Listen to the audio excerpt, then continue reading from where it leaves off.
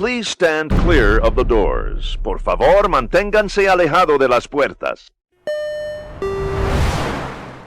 Hey there everybody, and welcome back to Monorail Monday, series where I talk about working at Disney in the past, some behind the scenes operation stories and funny and weird things that have happened.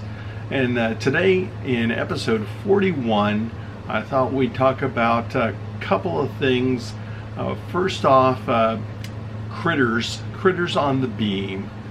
And I know that probably many of you have seen a video where there's maybe a monorail inching towards the Magic Kingdom with a squirrel in front of it, waiting for it to go and things like that. We didn't see a lot of that because, well, the monorails kind of ran, and they ran whether something was in front of them or not. People weren't intentionally trying to run over critters or creatures or anything, but it was not uncommon for a driver to be driving and then encounter that a previous monorail had struck a bird. Especially if you were making visuals, which means you're not staring at the beam in front of you. And it's a little bit like driving your car, in that you're not necessarily focused on the piece of pavement right directly in front of you. You're looking out, you're driving defensively, you're looking for what's ahead of you, what's side of you. If you're getting ready to make a turn, you're looking at the cars in the mirror and make sure that you've got clearance before you make a move. So you're not always staring at the exact space of pavement in front of you. And on a monorail beam, you're not exactly going to go, swerving off the road because you're texting your phone. So it was basically one of the things you're supposed to be doing is watching for where the other trains are. You know where you're clear. There is an automated system, and we'll go over that in a little bit. But you're supposed to be driving by visuals. You're not supposed to be relying on the system. And that, to me, that was where a lot of the fun was with monorails. It's much more automated, and you're just kind of overseeing the system, and that's not that much fun to me. It's just sitting there and watching over the controls. Is not nearly as much fun as it is driving manually and knowing when you're supposed to be going, stopping, proceeding. So anyway, with these critters, sometimes you're driving the monorail and you see there's been a bird strike on the beamway. A bird somehow got under the nose, got run over. Not a pretty sight if it landed on the beamway. So what we would usually do is hold the operating cab. Somebody would make the announcement on the radio, and they'd say, okay, we've got a bird strike. I can't remember exactly what we called it besides that, but you would basically say there's a bird carcass at pylon 95, and we should hold operating cabs.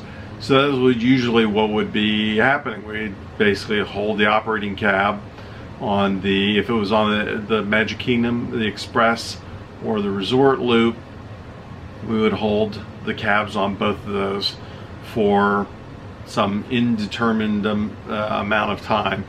And then we wait until either it's cleared off, it's not as scary, or whatever it is not going to be as upsetting to guests or kids in the monorail cab.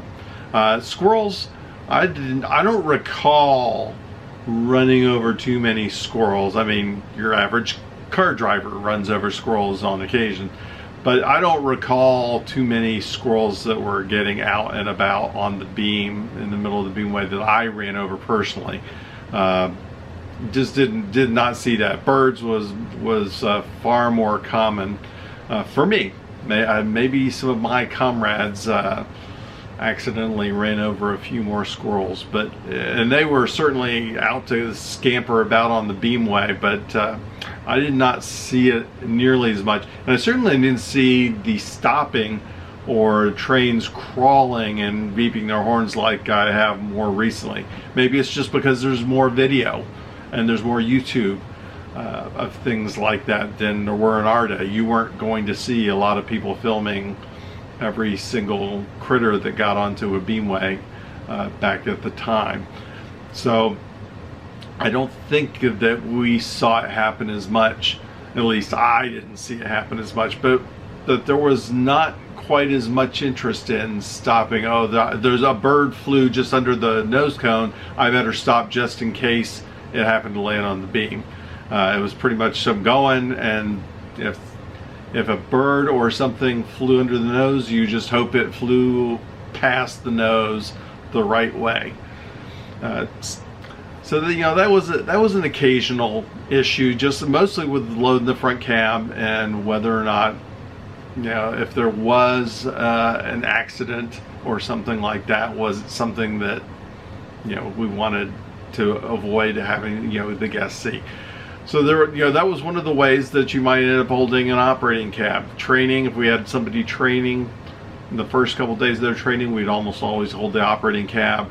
If there was a special thing going on the system, say there was an evacuation or something like that, or if they were trying to do a lot of stuff that they were going to be chattering on the radio and did not want guests to hear, we might hold the operating cab so that there aren't any guests riding up front when that's going on. When the monorail hit the work tractor outside of the Contemporary, the Lagoon monorail, the hotel monorails would have been held so that people aren't getting a front right out of the monorail and look at everything when they're cruising by and snapping pictures and things like that. They would hold the front cab for that.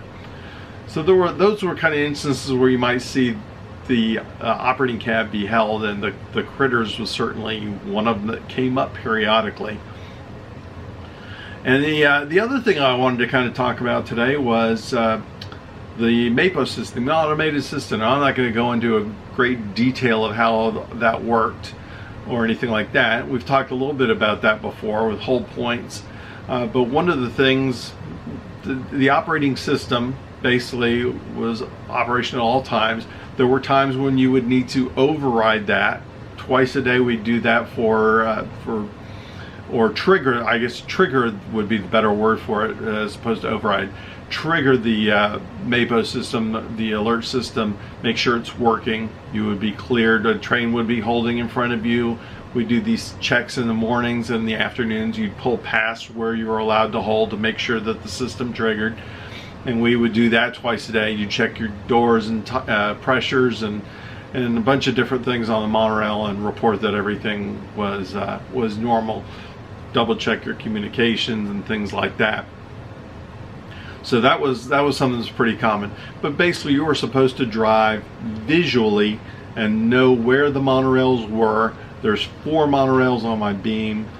The next one I'm following is monorail red, so you should be able to spot red at any time and know exactly where red's at the Polynesian, so I'm cleared to this pylon number. Monorail green is at the Magic Kingdom, I'm cleared to this pylon number. And you know exactly where you should be going, where you should be stopping. Now, as you approach that whole point, you will get an amber alert. If you're completely not paying attention, it will. But if you're going fast enough and you're not paying attention, you don't react fast enough, you could potentially overrun. That was what we called when you ran past the whole point. You overrun the whole point. And there would be reflectors on the beamway that would indicate where the whole points were. But if you knew where they were, you could anticipate, I'm cleared to 95, that's coming up at about 3 pylons. And as long as you kept those reflectors just out in front of your nose, you were good to go. You could get them you could have your nose just pulled just over the reflector so you couldn't see them. But once you got to that point, it could be any foot or a couple of foot of movement forward could trigger the overrun alert, and that would the MAPO system would pop up red, and then you got to be cleared on the radio into the next station. They've got to reset it, and basically if you had an overrun, you were done for the day. You're not going to drive anymore. That's a safety violation. And basically you got 3 of those, and then you would be on the 3rd one, you'd be removed. You'd be transferred to another department. You were unable to drive again. So it wasn't something that you wanted to collect, and people didn't get them all the time, but there were people who did. There were people who check out, and then within a month they'd have 3 overruns, and hey, you're transferred out. Guess what? You're going to Foods and Epcot. So it behooves you to pay attention, and it really wasn't a hard thing to avoid if you just simply paid attention to what you're doing, your whole points, if you didn't let your mind drift and that sort of thing. And of course, nowadays you see sometimes that there are train accidents or subway accidents or something like that, and somebody was texting and not paying attention. And we didn't have that kind of distraction in the monorail cab back then, but nowadays it could potentially be something if you're just looking and not paying attention, you don't react fast enough. So I was very proud that I never had any overruns, no safety violations. I got a certificate, I think, once I crossed 1,500 safety days of monorail operation, 150 or 1,500 days without a safety violation. That I don't even remember exactly when I passed that. There was a certificate for it. I don't know where it is right at this moment. It's buried in archives somewhere, but that was pretty cool. That was pretty exciting. It says I've worked 4, 5, 6, 7, whatever years, and I've not had any issues.